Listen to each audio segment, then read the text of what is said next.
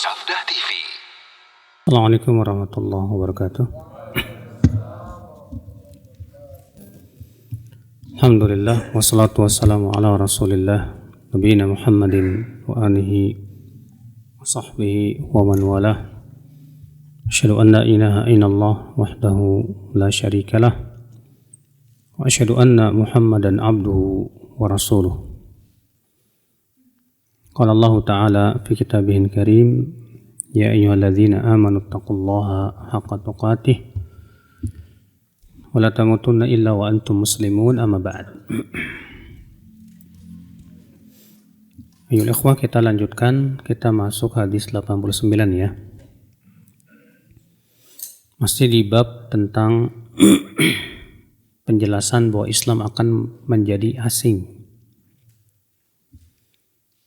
Hadis Abu Hurairah, semoga Allah meridainya, wa Rasulullah SAW bersabda, innal imana la ya'rizu ilal madinati kama ta'rizul hayyatu ila juhriha. Sesungguhnya iman akan kembali ke kota Madinah sebagaimana ular kembali ke sarangnya. Dalam riwayat yang lain, innal islama, sesungguhnya Islam akan kembali ke kota Madinah sebagaimana kembalinya ular ke sarangnya. Hadis ini Bapak sekalian, ada dua penafsiran para ulama tentang hadis ini. Penafsiran yang pertama itu bahwa kelak di akhir zaman akan terjadi kerusakan di mana-mana. Akan terjadi kerusakan ya, akidah, ya keimanan, rusak di mana-mana. Tersebarnya ya kerusakan di seluruh dunia.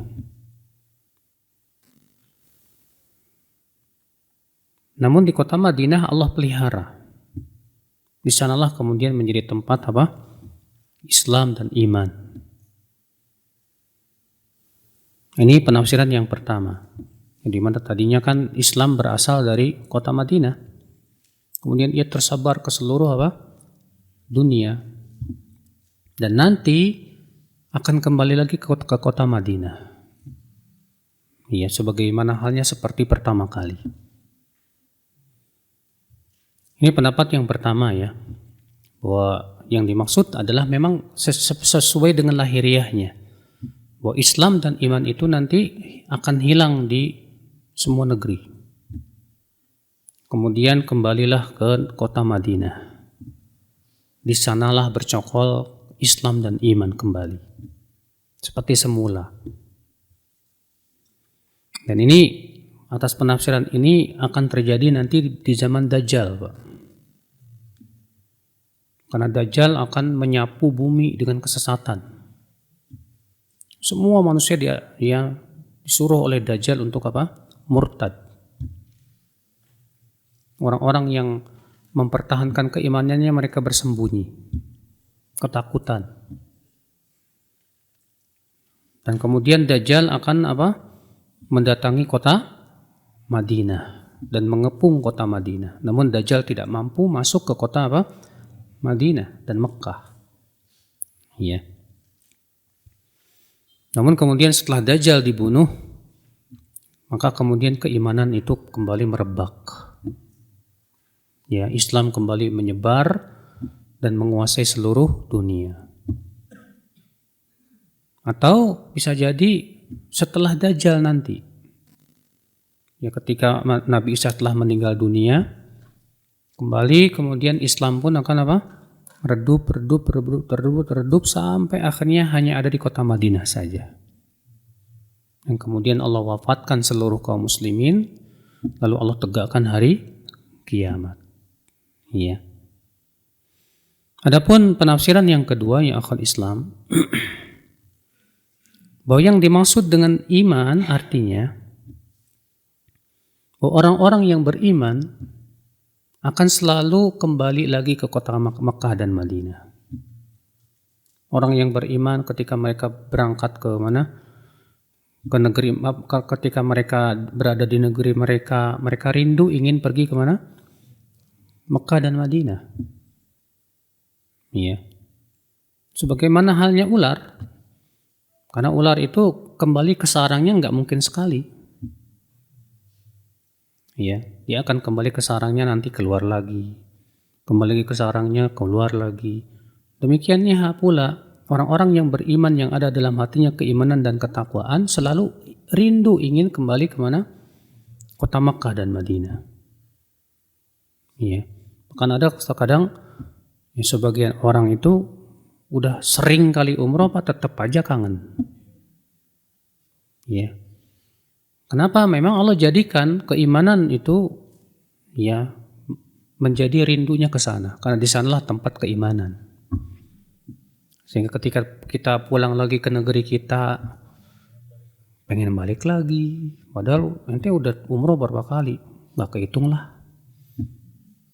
Kok bisa lah? Nggak tahu. Pokoknya emang di sana ada indah banget pak pemandangannya. Kalau masalah indah-indahan sih, mungkin indahan di Lombok kali pak ya. Mungkin indah. Tapi masalahnya di sana tuh bukan keindahan fisik pak. Iya. Di sana hanya padang pasir, batu, dan yang lain. Apa yang perlu dilihat dari pemandangan? Tapi itu iman. Keindahan apa? Apa yang ada di hati berupa keimanan. Ya, makanya hanya orang-orang yang beriman yang rindu kembali lagi kemana? Ke Madinah, ke kota Mekah, ke Madinah. Ingin pergi ke sana. Karena sebanyak ya kaum muslimin yang ingin sekali tinggal di kota Madinah. Segala macam cara mereka usahakan supaya bisa tinggal di kota Madinah. Iya. Nah itu penafsiran yang kedua. Mudah-mudahan ya penafsiran yang kedua ini yang sahih. Iya. Walaupun penafsiran yang pertama pun juga bisa jadi benar dan bisa benar. Ya. Artinya dua penafsiran ini saling mengisi. Dari satu sisi bahwa yang dimaksud nanti di akhir zaman, nanti sebelum hari kiamat, ya maka Islam dari seluruh dunia hilang. Kemudian yang ada adalah di kota Madinah saja. Atau penafsiran yang kedua, seperti halnya di zaman sekarang Islam ada di mana-mana, tapi kaum muslimin tetap saja ingin kembali lagi lah, seperti halnya ular, ya kembali lagi pulang ke sarangnya, nanti keluar lagi, kembali lagi demikian. Ya, Allahu a'lam. Makanya ya akhi, ya orang yang nggak kangen ke kota Makkah dan Madinah itu aneh. Nggak ada kekangenan, kamu nggak kangen apa ke kota Madinah? Ya, karena kalau orang yang beriman yang benar-benar mencintai Allah dan Rasulnya pasti kangen tuh Pak. Pasti ada kangen, pengen balik lagi. Iya. Baik, kita lanjutkan hadis 90 bab yang ke-65, bab jawaz al-istisral lil khaif. Bab bolehnya kita menyembunyikan diri saat takut. Artinya ketika kita tidak mampu memperlihatkan keimanan kita, Pak, maka kita sembunyi-sembunyi nggak masalah. Kita tidak memperlihatkan keimanan kita karena takut. Ini biasanya di tempat yang memang Pak di situ kekufuran menguasai, Pak. Iya. Mudah-mudahan tidak terjadi di negeri kita ya. Seperti halnya di Myanmar, di sebagian negeri yang di situ memang negeri kafir dan umat Islam juga sangat sedikit. Makanya umat Islam di sana menyembunyikan jati dirinya. Dahulu ya di Rusia, saya diceritakan sama teman-teman di Rusia itu, sewaktu partai komunis menguasai itu buat memperlihatkan keislaman susah banget Pak. Orang yang ketahuan sholat dibunuh. Sehingga akhirnya kata mereka itu sholat di ruang bawah tanah. Iya, mereka bikin kajian di ruang bawah tanah biar nggak ketahuan. Mereka mau sholat saja harus sembunyi-sembunyi baru bisa sholat. Iya. Ya ini untuk hal-hal keadaan seperti itu, sebagaimana halnya dahulu ketika Rasulullah SAW di awal-awal Islam, sembunyi-sembunyi dalam berdakwah.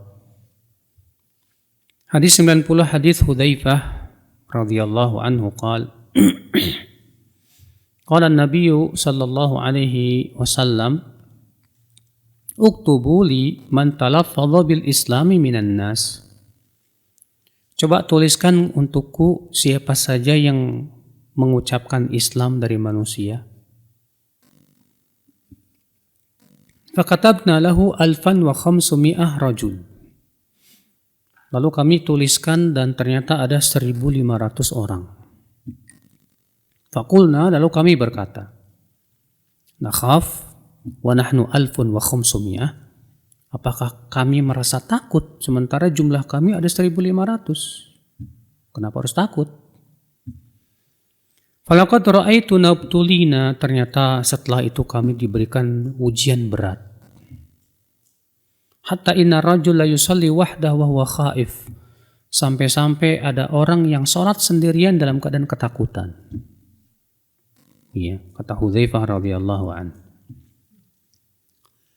Ikhwata Islam azani Allah wa iyyakum. Hadis ini ya akhi, ya, dalam lafaz lain disebutkan dari hadis Hudzaifah. Kata Hudzaifah radhiyallahu anhu, kunna ma'a Rasulillah sallallahu alaihi wasallam. Kami pernah bersama Rasulullah SAW. Faqala ahsuli kam liyalfidhul Islam. Tolong hitungkan untukku berapa orang yang melafadzkan Islam. Qala faqulna ya Rasulullah, atakhafu alaina wa nahnu baina 600 ila 700. Lalu kami berkata, wahai Rasulullah, apakah engkau khawatir atas kami sementara kami jumlahnya ada 600 sampai 700. Sementara dalam riwayat yang lain ada 1500.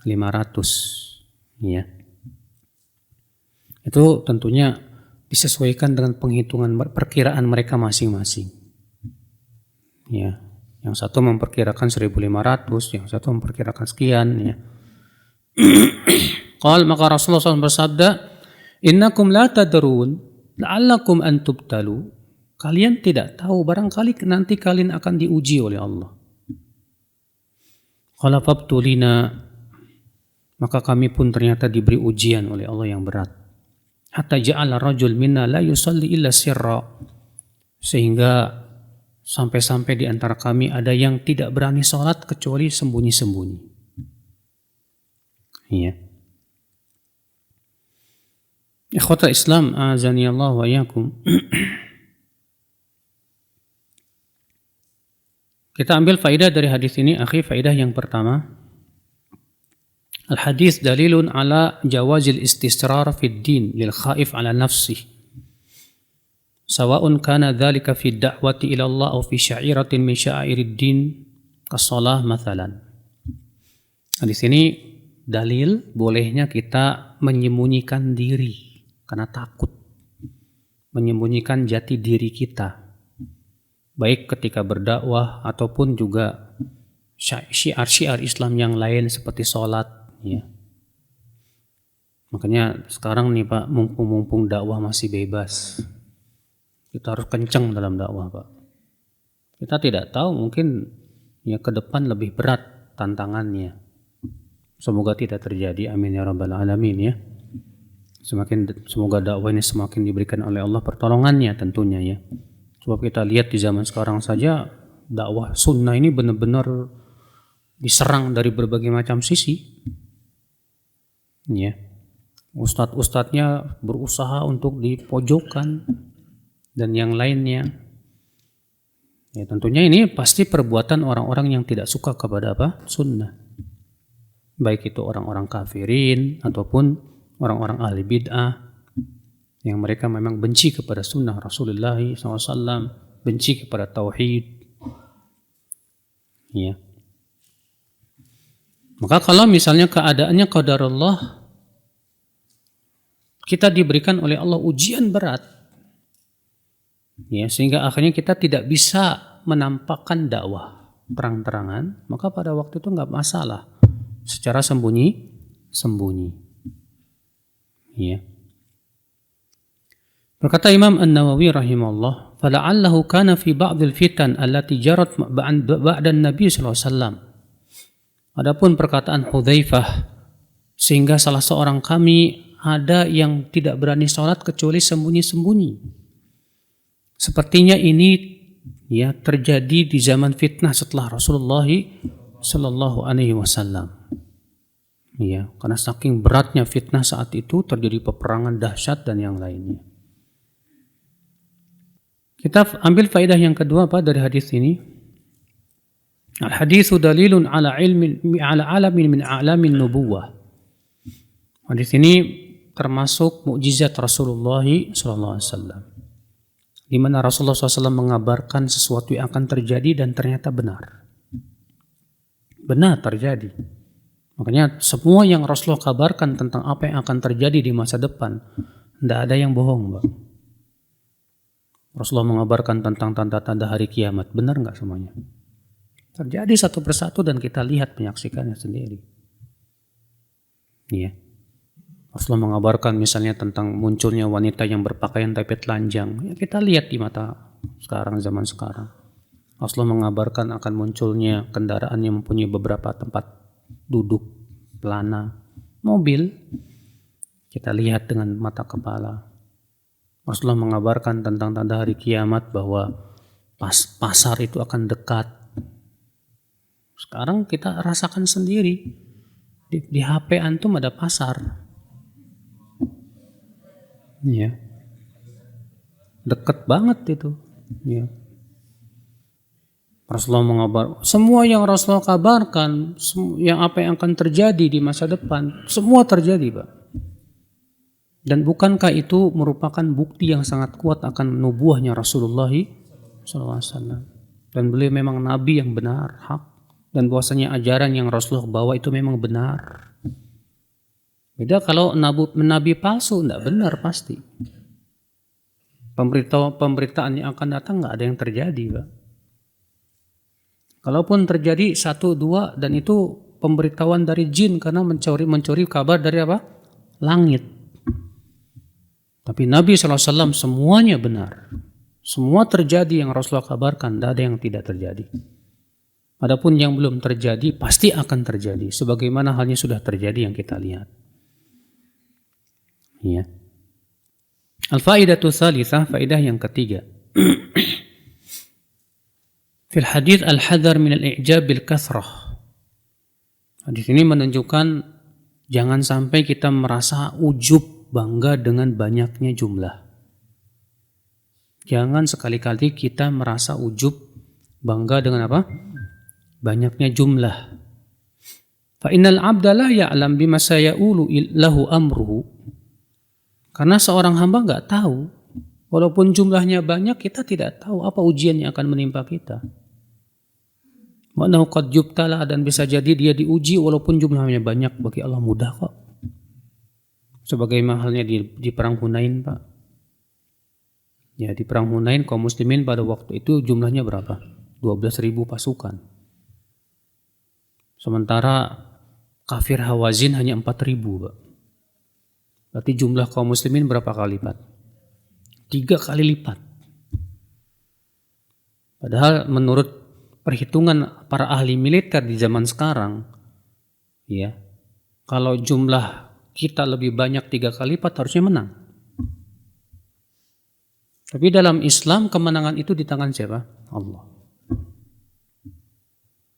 Dan ternyata kalah kaum muslimin di perang Hunain itu di putaran pertama. Dan Allah menyebutkan sebab kekalahannya apa, Pak? Ujub. Gara-garanya mereka kaum muslimin berkata, lan nuglab min qillah. Kita nggak mungkin kalah karena jumlah kita lebih banyak jauh.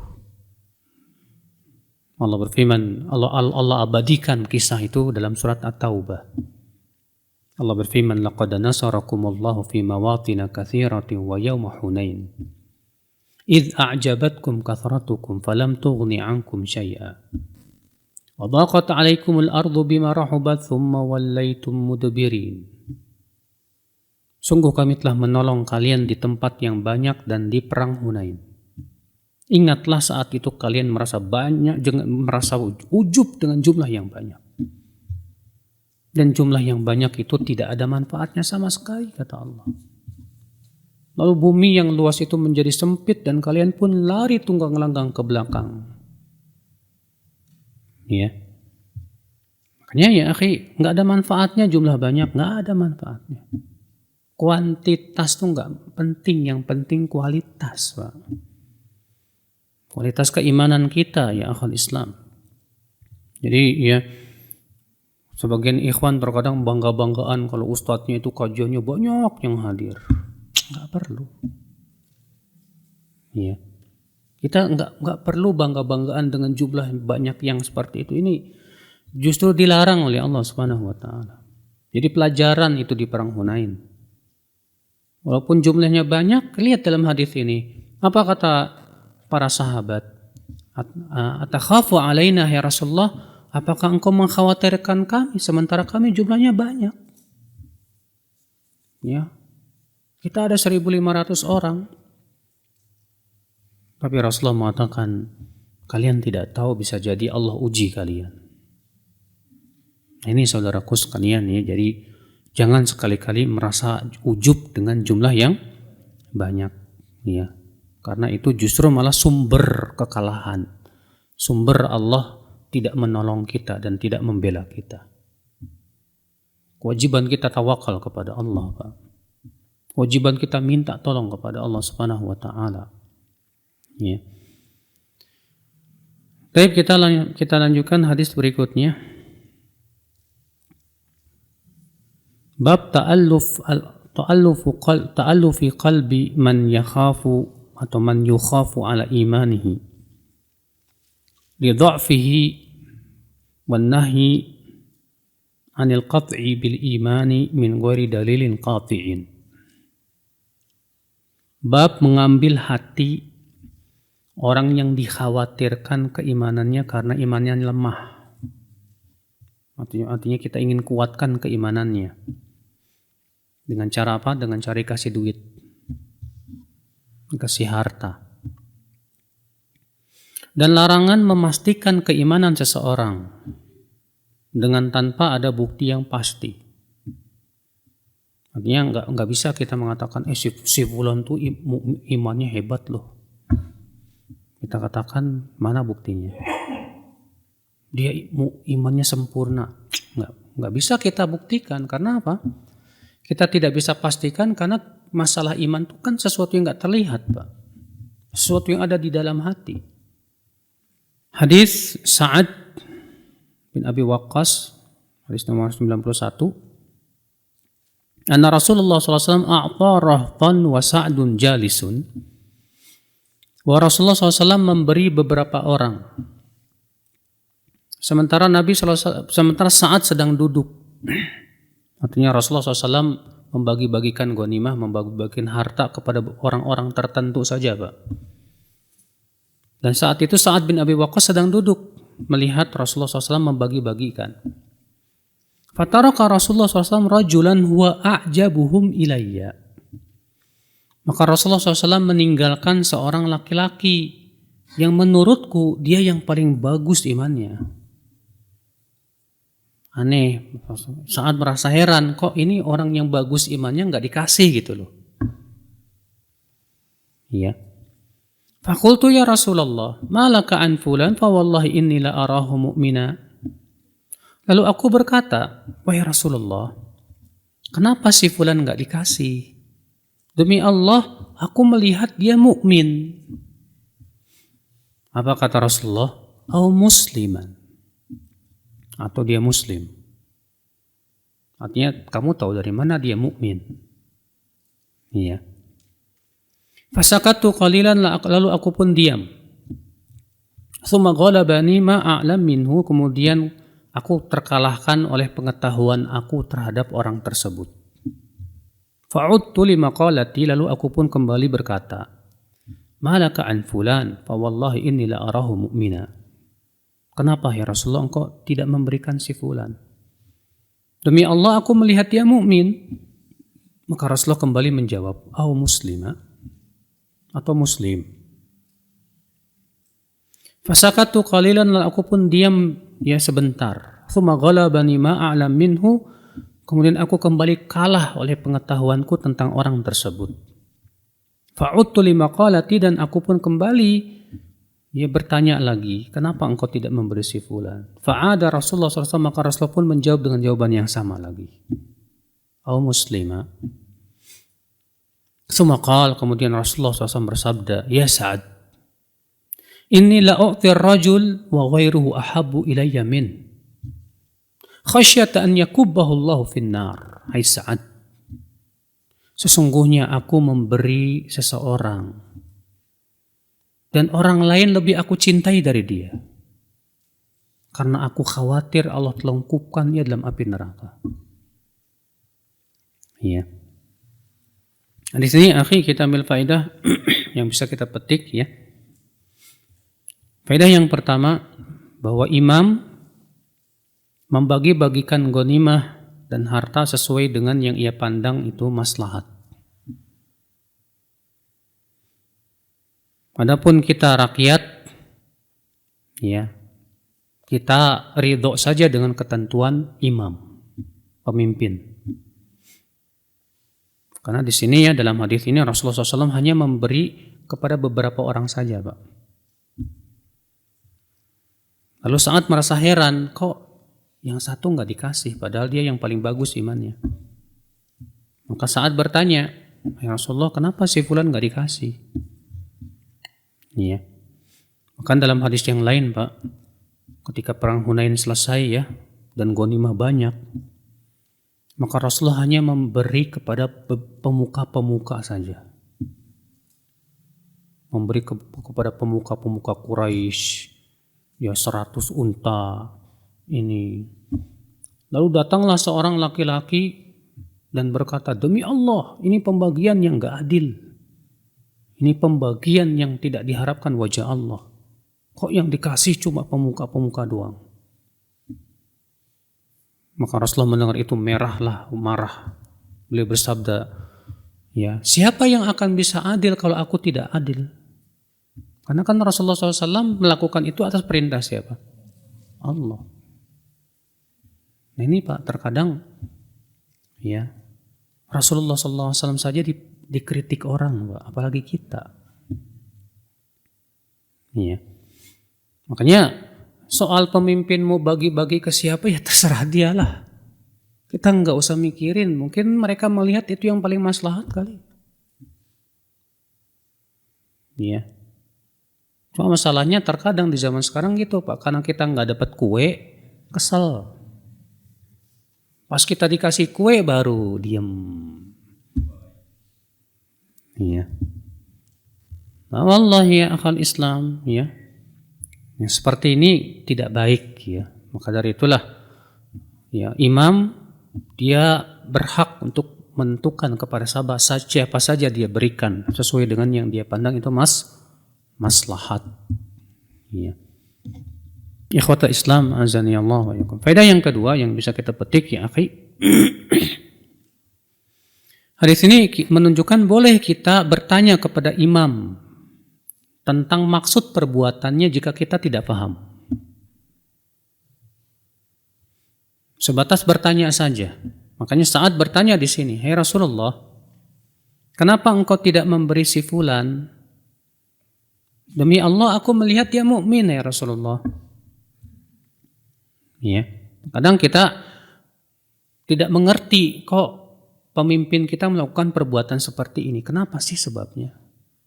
Jangan buru-buru menyalahkan, tapi tanya dulu. Kenapa kamu berbuat seperti ini? Bisa jadi dia punya alasan yang kita tidak tahu. Ya. Maka dari itu kita juga jangan terlalu cepat di dalam memvonis, Pak. Jangan terlalu cepat dalam memvonis, karena banyak di antara kita itu sebatas melihat pemimpin yang kita anggap itu mungkar, langsung kita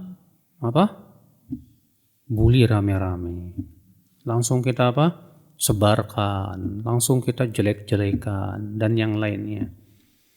Kenapa sih nggak adab dulu, datang aja? Kenapa kamu berbuat seperti itu? Apa alasannya? Kalau memang kita termasuk orang yang punya kemampuan, ya. Ini akal Islam, azani Allah wa yakum. Ini baik itu pemimpin negara atau pemimpin gubernur ataupun camat atau RT atau lurah, sama itu pemimpin juga. Ya. Nah, kita baik-baik kalau misalnya ada keputusan pemimpin kita kayaknya kok kayak nggak adil gitu loh. Karena kan di sini Rasulullah SAW membagi-bagi hanya kepada pemuka saja, Pak. Sehingga sebagian orang menganggap ini pembagian yang tidak apa? Nggak adil. Apalagi yang dikasih pemuka-pemuka lagi. Wah ini sih, sampai orang itu begitu. Ini sih bukan karena Allah ini sih. Ini sih ngarepin apa keridhaan pemuka ini. Bayangkan ya, Rasul digituin, bayangkan Pak. Nah saudaraku sekalian, azani Allah wa iyyakum. Faedah yang ketiga, akhir yang bisa kita petik, hadis ini menunjukkan tidak boleh kita memastikan seseorang itu mukmin yang sempurna. Makanya Sa'ad mengatakan, wahai Rasulullah, kenapa si fulan tidak diberi? Demi Allah, aku melihat dia mukmin. Apa jawab Rasulullah, Pak? Au muslima, atau dia muslim. Ya, dari mana kamu tahu dia mukmin? Dan kita sudah tahu, Pak, dan pernah kita pelajari bahwa Islam itu ada tiga tingkatan. Islam, iman, ihsan. Yang paling tinggi apa? Ihsan. Berarti yang paling rendah muslim. Ya, semakin sempurna imannya mukmin. Semakin tinggi muhsin. Kapan disebut muslim? Kata Imam Ahmad, yaitu kalau dia masih suka melakukan dosa-dosa besar. Maka dia masih belum mukmin belum. Disebut mukmin juga, tapi mukmin yang kurang imannya. Adapun disebut mukmin titik, itu artinya untuk mukmin yang sempurna. Siapa? Yaitu mereka yang meninggalkan dosa-dosa besar.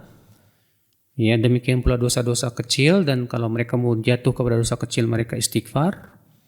Dan mereka menjalankan kewajiban-kewajiban. Itu mukmin namanya. Iya. Nah, untuk memastikan bahwa dia mukmin sempurna, kita nggak tahu. Bagaimana kesendirian dia, kita nggak tahu, Pak. Apalagi di zaman sekarang, maksiat di mana-mana. Kita tidak bisa memastikan si fulan tuh Masya Allah imannya ya hebat ya. Ya, terkadang kita sebatas melihat lahiriah memang. Ya, hanya karena dia misalnya rajin sholat berjamaah, langsung kita katakan, wah itu hebat imannya ya, mukmin dia. Kita katakan, wallahu a'lam, kita tidak tahu kesendiriannya gimana.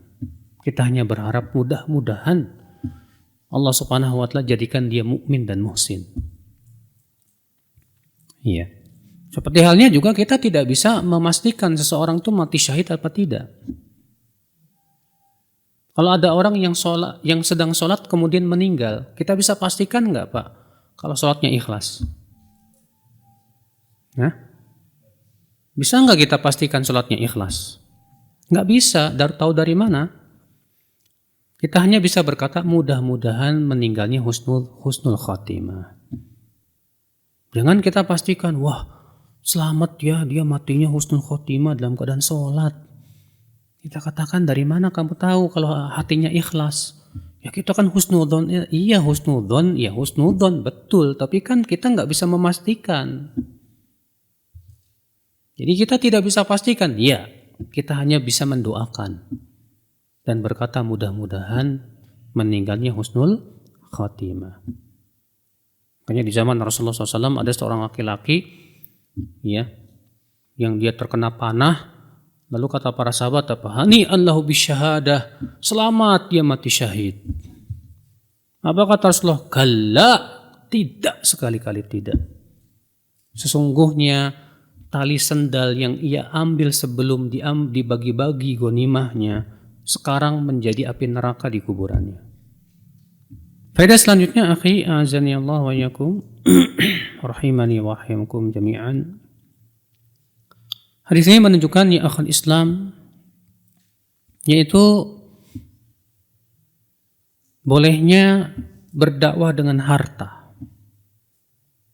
dan mentaklif hati orang-orang yang lemah keimanannya dengan harta. Di sini Rasulullah SAW hanya memberi uang kepada pemuka-pemuka saja. Para pemimpin-pemimpin dikasih sama Rasulullah SAW. Maka kalau misalnya antum ya untuk ta'liful qulub dengan memberikan uang ke pemuka-pemuka yang ada di sini gak masalah. Antum tahu misalnya ini pemuka-pemuka ini yang memusuhi dakwah nih. Antum datang kasih duit 100 juta nih Pak, Masya Allah. Gak masalah Pak.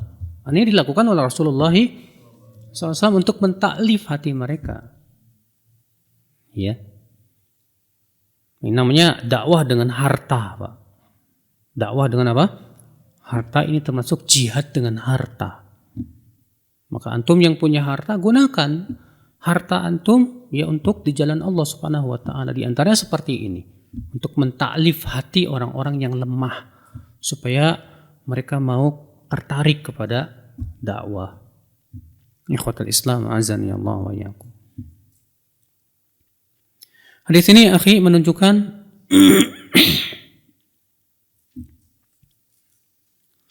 bahwa ya orang-orang yang telah kuat keimanannya, dia tidak akan terpengaruh walaupun tidak dikasih uang. Nggak dikasih harta nggak bakal terpengaruh.